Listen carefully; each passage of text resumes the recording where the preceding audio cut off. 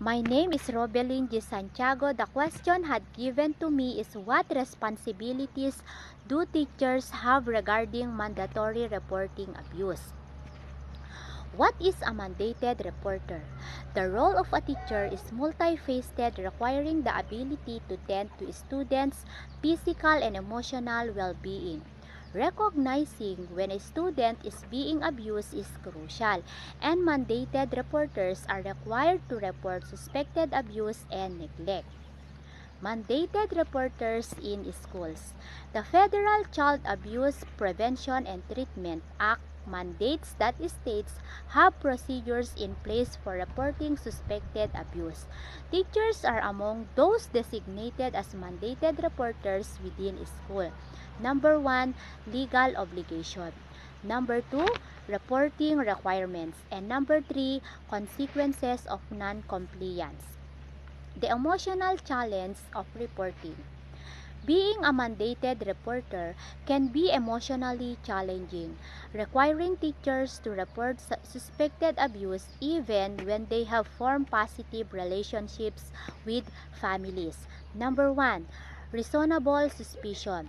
Number 2, students' well-being. And number 3, legal obligation. Recognizing signs of child abuse.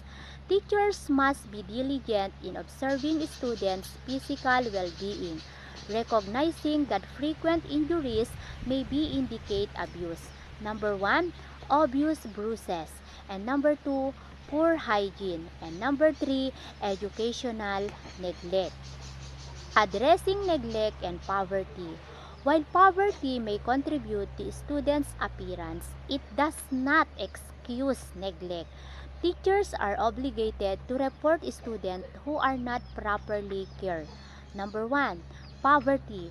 When we say poverty, poverty may contribute to students' appearance but it does not excuse neglect. And number 2, neglect. When we say neglect, failure to ensure a child is well groomed and clothed is neglectful behavior. And number 3, reporting are bound by law to report such behaviors. The importance of reporting. Teachers are the voice for many students, and their classrooms can be a safe haven. Reporting suspected abuse is crucial to ensuring students' well-being. Number 1, safety. Number 2, compassion. And number 3, justice.